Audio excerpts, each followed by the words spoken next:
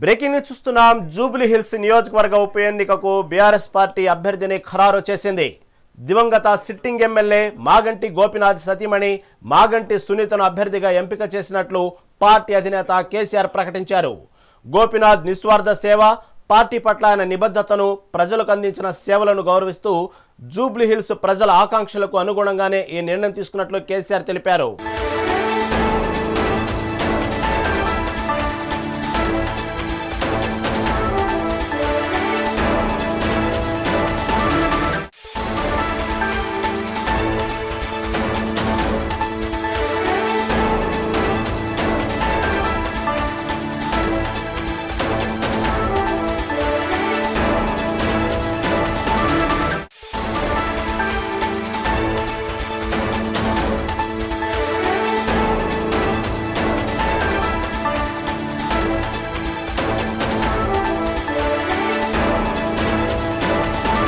Jubilee hills నియోజకవర్గ ఉప ఎన్నికకు బీఆర్ఎస్ పార్టీ అభ్యర్థిని ఖరారు చేసింది.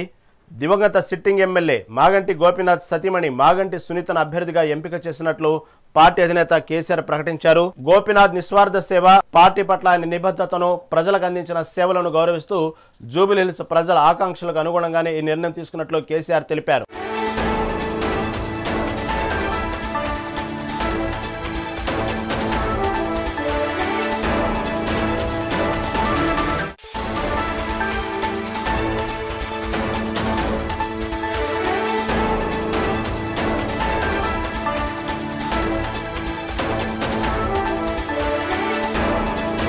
జూబ్లీ హిల్స్ నియోజకవర్గ ఉప ఎన్నికకు బీఆర్ఎస్ పార్టీ అభ్యర్థిని ఖరారు చేసింది. దివంగత సిట్టింగ్ ఎమ్మెల్యే మాగంటి గోపీనాథ్ సతీమణి మాగంటి సునీతను అభ్యర్థిగా ఎంపిక చేసినట్లు పార్టీ అధినేత కేసీఆర్ ప్రకటించారు.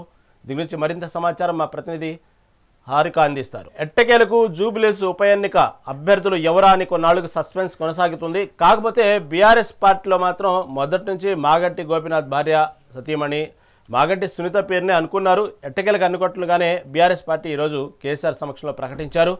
దీని గురించి తాజా అప్డేట్స్ ఏంటి, బీఆర్ఎస్ నాయకులు ఏమంటున్నారు, బీఆర్ఎస్ కార్యకర్తలు దీనికి సంబంధించి తాజా అప్డేట్ ఏంటి? బీఆర్ఎస్ కి కంచుకోటగా జూబ్లీ హిల్స్ ఎప్పటి నుంచో ఉంది. ఎందుకంటే దాదాపు 3 పర్యాయాలుగా మాగంటి గోపీనాథ్, దివంగత ఎమ్మెల్యే మాగంటి గోపీనాథ్ గెలుస్తూ వచ్చారు. అలాగే చాలా అభివృద్ధి పనులు చేశారు అని చెప్పేసి చాలా మంది మాట్లాడుతూ ఉంటారు. అందులో ముఖ్యంగా ప్రజలకు దగ్గరగా ఉన్న నేత ఎవరైనా ఉన్నారా అని అంటే అది ఎమ్మెల్యే, దివంగత ఎమ్మెల్యే మాగంటి గోపీనాథ్ అని చెప్పి మనకు చెప్తూ ఉంటారు. మనం జనరల్గా ఇప్పుడు ప్రతిసారి మనం పబ్లిక్ టాక్ వెళ్ళిన ప్రతిసారి వాళ్ళు చెప్తున్న విషయాలు ఏంటంటే బీఆర్ఎస్ఏ వస్తే బెటర్గా ఉంటుంది అని చెప్పేసి ప్రతి ఒక్కరూ చెప్తూనే ఉన్నారు. ఎందుకంటే ముఖ్యంగా మాగంటి గోపీనాథ్ చేసిన పనులు చాలా ఉన్నాయి. అందులో రోడ్లు వేయించడం కావచ్చు, డ్రైనేజీలు చేయించడం కావచ్చు, ఇటు ఎక్కడైనా వరదలు వస్తే ఆయన దగ్గరుండి చూసుకునేవారు అని చెప్పేసి ఇలా మాట్లాడుతూ వచ్చారు. అలాగే మాగంటి సునీత కూడా ఇప్పుడు ప్రస్తుతం ఎక్కడైనా మనకు సానుభూతి వర్కౌట్ అవుతుందా అని అంటే ఖచ్చితంగా అవుతుంది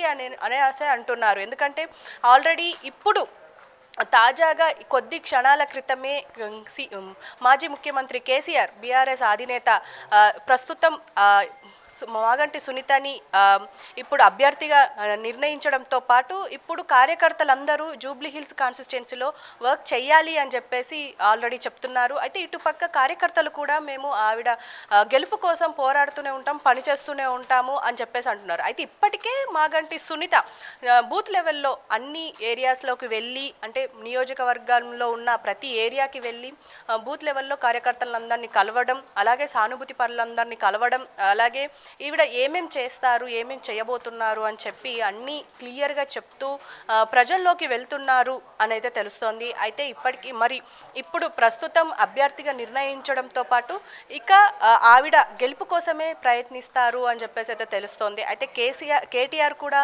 దగ్గరుండి చాలా విషయాలు చెప్పినట్టు తెలుస్తోంది. అయితే ముఖ్యంగా అంటే ఆల్రెడీ తెలిసిందే జూబ్లీ హిల్స్లో ప్రతిసారి ఇప్పుడు బీఆర్ఎస్ఏ గెలుచుకుంటూ వచ్చింది కాబట్టి ఈసారి కూడా బీఆర్ఎస్ఏ గెలుస్తుంది అని చెప్పేసి అందరు నమ్మకంగా ఉన్నారు. ఎందుకంటే ఒక పక్క మాగంటి గోపీనాథ్ చేసిన పనులు కావచ్చు, ఇప్పుడు ఆయన సతీమణి మాగంటి సునీత రావడంతో ఇంకా అంటే ఆల్రెడీ మొదటి నుంచి మాట్లాడుతూనే ఉన్నారు.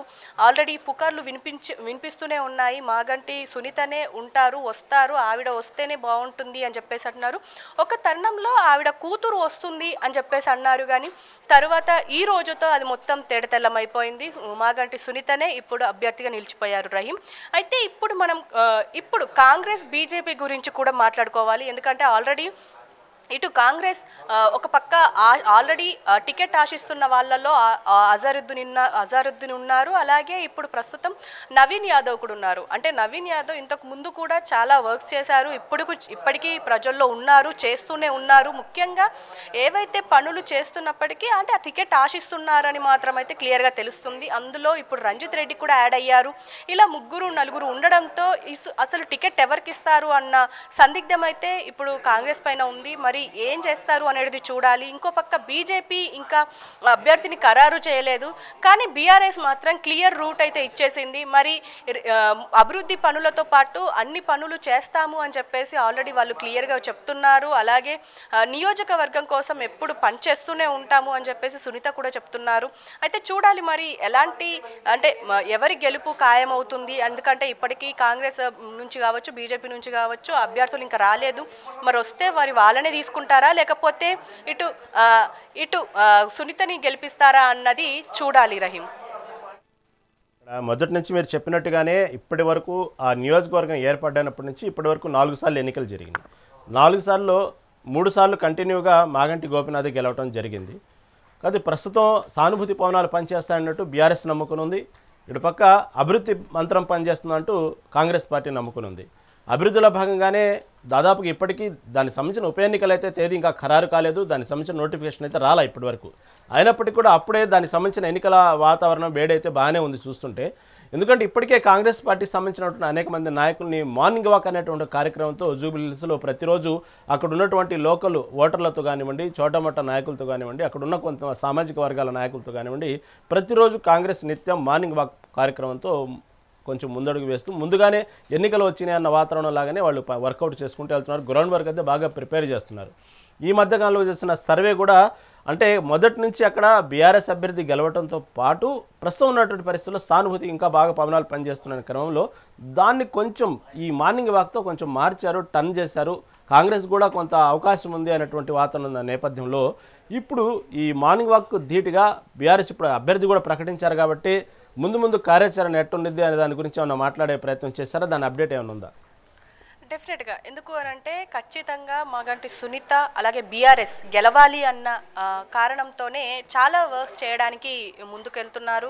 బూత్ లెవెల్లో అన్ని క్యాడర్స్తోని కేటీఆర్ మాట్లాడుతున్నారు, అగ్రనేతలందరూ మాట్లాడుతున్నారు.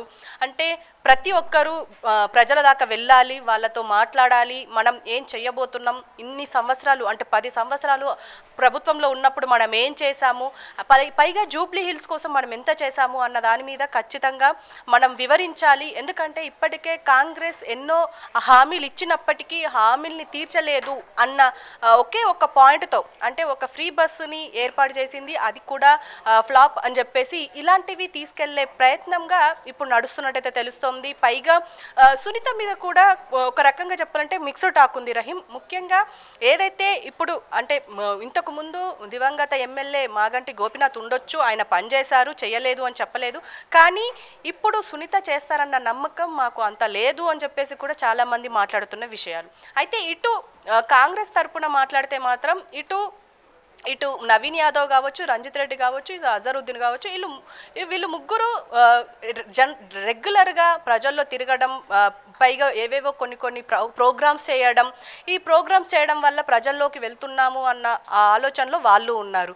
కాబట్టి సునీత ఏ ప్లాన్తో వెళ్తారు, ఆవిడ వెళ్ళిన ప్లాన్ వర్కౌట్ అవుతుందా లేదా అనేది ఈ బై ఎలక్షన్స్ తర్వాతనే తెలుస్తుంది రహీం. ఎందుకంటే ఇప్పటికే నవీన్ యాదవ్ ఒకవేళ టికెట్ కన్ఫర్మ్ అయితే ఖచ్చితంగా 50-50 ఛాన్సెస్ అని చెప్పేసి ఈ నియోజకవర్గంలో ఉన్న ప్రజలు మాట్లాడుతున్నారు. మరి చూడాలి మరి ఎలాంటి గెలుపు పొందుతారు, మరి మాగంటి సునీత గెలుస్తారా లేకపోతే ఇటు నవీన్ యాదవ్కి టికెట్ కన్ఫర్మ్ అయితే 90% వరకు నవీన్ యాదవే గెలిచే అవకాశాలు ఉన్నాయి అని చెప్పేసి అంటున్నారు.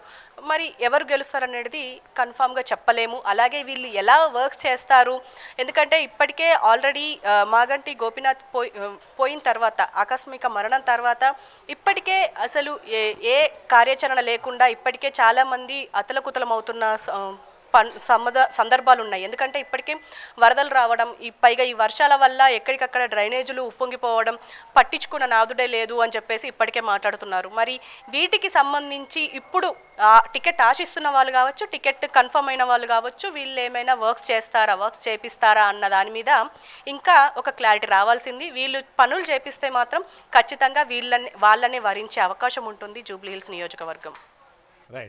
రైట్ హరిగా, right. Thank you for update.